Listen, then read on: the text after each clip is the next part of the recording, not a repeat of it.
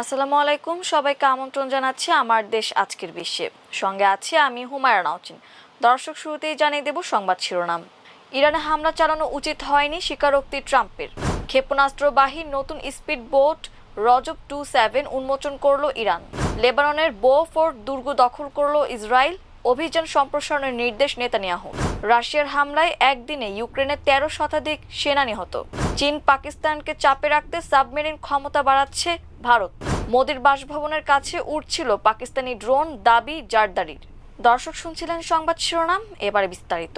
ইরানে মার্কিন বাহিনীর হামলা ও সামরিক অভিযান চালানো উচিত হয়নি বলে স্বীকার করেছেন যুক্তরাষ্ট্রের প্রেসিডেন্ট ডোনাল্ড ট্রাম্প। তবে তিনি দাবি করেছেন যে যুক্তরাষ্ট্র যদি অভিযান পরিচালনা না করত তাহলে ইরান এতদিনে পরমাণু অস্ত্র তৈরি করে ফেলত।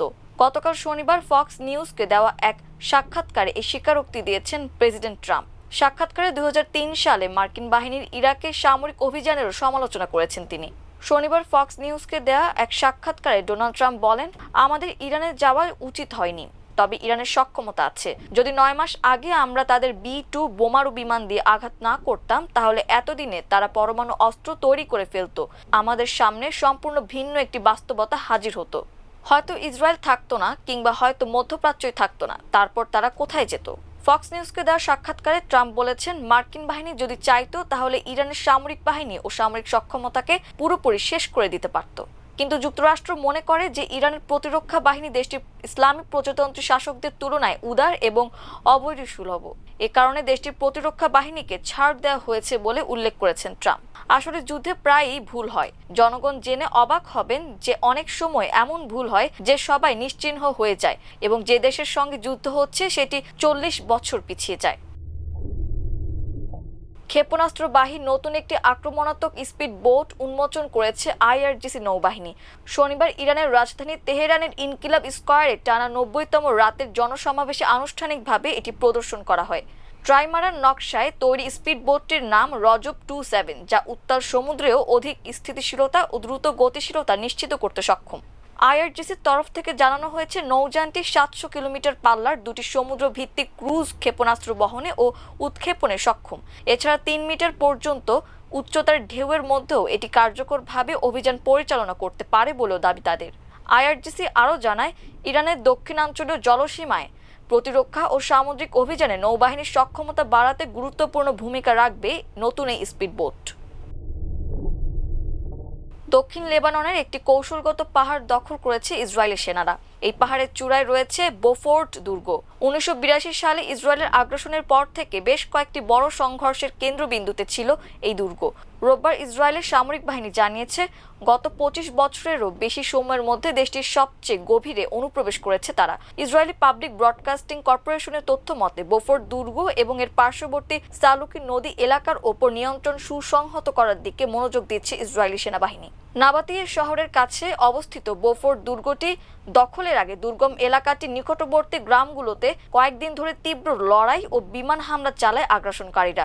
সেখানে ইসরায়েলি সেনাদের সঙ্গে হিজবুল্লাহ সদস্যদের তীব্র লড়াই হয়। প্রতিবেদনে বলা হয়, স্থল ও আকাশ থেকে ভারী গোলাবর্ষণ এবং সংঘর্ষের পর এই স্থানগুলোর নিয়ন্ত্রণ নেওয়া সম্ভব হয়েছে।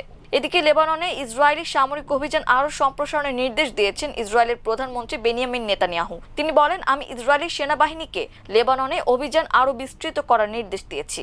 এখন আমার নির্দেশ হলো, যেসব এলাকা আগে হিজবুল্লাহর নিয়ন্ত্রণে ছিল সেখানে আমাদের নিয়ন্ত্রণ আরও গভীর ও বিস্তৃত করতে হবে। রাশিয়ার প্রতিরক্ষা মন্ত্রণালয় জানিয়েছে, গত 24 ঘন্টায় ইউক্রেনের প্রায় 1320 সেনা নিহত হয়েছেন। রাশিয়ার বার্তা সংস্থা তাসের প্রতিবেদনে বলা হয়, বিভিন্ন যুদ্ধক্ষেত্রে রুশ বাহিনীর অভিযানে ইউক্রেনের বড় সংখ্যক জনবলের ক্ষয়ক্ষতি হয়েছে। এর মধ্যে নর্থ ব্যাটল গ্রুপের দায়িত্বাধীন এলাকায় প্রায় 200 জন, ওয়েস্ট ব্যাটল গ্রুপের অভিযানে 180 জনের বেশি, সাউথ ব্যাটল গ্রুপের এলাকায় 85 জনের বেশি, সেন্টার ব্যাটল গ্রুপের এলাকায় 340 জনের বেশি, ইস্ট দিকের যুদ্ধে 455 জনের বেশি এবং দনেপ্রো ব্যাটল গ্রুপের দায়িত্বাধীন এলাকায় আরও 60 জন সেনা নিহত হয়েছেন। রাশিয়ার প্রতিরক্ষা মন্ত্রণালয় আরও জানিয়েছে, দেশটির আকাশ প্রতিরক্ষা ব্যবস্থা গত 24 ঘন্টায় 10টি গাইডেড এয়ারিয়াল বোমা, একটি মার্কিন নির্মিত হিমার্স multiple launch rocket system projectile এবং 352টি ফিক্সড উইং মনুষ্যবিহীন আকাশযান ভূপাতিত করেছে। মন্ত্রণালয়ের দাবি, বিশেষ সামরিক অভিযান শুরুর পর থেকে এ পর্যন্ত রুশ বাহিনী ইউক্রেনের মোট 671টি বিমান, 284টি হেলিকপ্টার, 1,53,684টি ড্রোন, 661টি ভূমি থেকে আকাশে নিক্ষেপযোগ্য ক্ষেপণাস্ত্র ব্যবস্থা, 29,550টি ট্যাঙ্ক ও অন্যান্য সাজোয়া যান, 1,727টি বহুমুখী রকেট লঞ্চার, 35,136টি কামান ও মর্টার এবং 62,874টি বিশেষ সামরিক যান ধ্বংস করেছে। ভারত মহাসাগরের ভারতীয় জলসীমার কাছাকাছি পাকিস্তান এবং চীনের ক্রমবর্ধমান উপস্থিতি ঠেকাতে নিজেদের সাবমেরিন সক্ষমতা বাড়াচ্ছে ভারতীয় নৌবাহিনী। শনিবার এক সাক্ষাৎকারে ভারতীয় বার্তা সংস্থা পিটিআইকে এ তথ্য জানিয়েছেন দেশটির নৌবাহিনী প্রধান অ্যাডমিরাল দীনেশ কে ত্রিপাঠী। তিনি বলেন, ভারত মহাসাগর এলাকায় কৌশলগত প্রতিদ্বন্দ্বিতা এবং বৃহত্তর বহি আঞ্চলিক উপস্থিতি দিন দিন বাড়ছে এবং এ ব্যাপারে আমরা পুরোপুরি সজাগ ও সচেতন। ওই অঞ্চলে বাইরের শক্তির ক্রমবর্ধমান উপস্থিতি আমাদের সহযোগিতার যুগ থেকে তীব্র প্রতিদ্বন্দ্বিতার যুগে নিয়ে যাচ্ছে। অ্যাডমিরাল ত্রিপাঠী বলেন, একটি পেশাদার সামুদ্রিক বাহিনী হিসেবে ভারতীয় নৌবাহিনী তার আশপাশের সমস্ত আঞ্চলিক ঘটনা নিবিড়ভাবে পর্যবেক্ষণ করে। আমাদের কর্মপন্থা কঠোরভাবে সক্ষমতা ভিত্তিক এবং হুমকি সচেতন। ভারতীয় নৌবাহিনীর সক্ষমতা বাড়াতে সরকারিভাবে প্রজেক্ট 75 ইন্ডিয়া নামে নতুন একটি প্রকল্প গ্রহণ করা হয়েছে উল্লেখ করে পিটিআইকে অ্যাডমিরাল ত্রিপাঠী বলেন, এই প্রকল্পের আওতায় ভারতীয় নৌবাহিনীতে শিগগিরই অত্যাধুনিক স্টেলথ প্রযুক্তি সম্পন্ন 6টি সাবমেরিন এবং 2 শতাধিক যুদ্ধজাহাজ যুক্ত হবে। ভারতের কেন্দ্রীয় সরকারের অর্থায়নে এসব সাবমেরিন এবং যুদ্ধজাহাজ তৈরি করবে নৌবাহিনীর প্রকৌশলী টিম। আমরা আত্মনির্ভরতা নীতির ভিত্তিতে ভারতের প্রতিরক্ষা বিভাগকে শক্তিশালী করতে আমরা আত্মনির্ভরতা নীতির ওপর জোর দিচ্ছি। নির্দিষ্ট কোনো দেশ বা জাতি আমাদের লক্ষ্যবস্তুতে আছে, ব্যাপারটি এমন নয়। আমরা শুধু ইন্দো প্রশান্ত অঞ্চলে যে কোনো পরিস্থিতিতে ভারতের ন্যায্য জাতীয় স্বার্থকে চূড়ান্ত সুরক্ষা দিতে চাই এবং এই অঞ্চলকে একটি স্থিতিশীল, মুক্ত, খোলামেলা এবং অন্তর্ভুক্তিমূলক অঞ্চল হিসেবে গড়ে তুলতে অবদান রাখা পিটিআইকে বলেন ত্রিপাঠী। পাকিস্তানের প্রেসিডেন্ট আসিফ আলী জারদারি দাবি করেছেন, গত বছর যুদ্ধ চলাকালে তাদের ড্রোন ভারতের প্রধানমন্ত্রী নরেন্দ্র মোদীর বাসভবনের কাছাকাছি চলে গিয়েছিল। ড্রোনটি অনেকক্ষণ ধরে মোদীর বাসভবনের ওপর ঘোরাঘুরি করছিল বলেও দাবি করেন তিনি।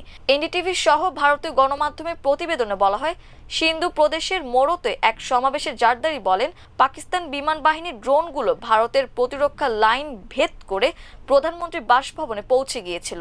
তিনি আরও দাবি করেন, পাকিস্তানি বিমান বাহিনী ভারতীয় বিমান বাহিনীর 8টি বিমান ভূপাতিত করেছে। দর্শক, এই ছিল আমার দেশ আজকের বিশ্বে। এতক্ষণ আমাদের সঙ্গে থাকার জন্য অসংখ্য ধন্যবাদ। আল্লাহ হাফেজ।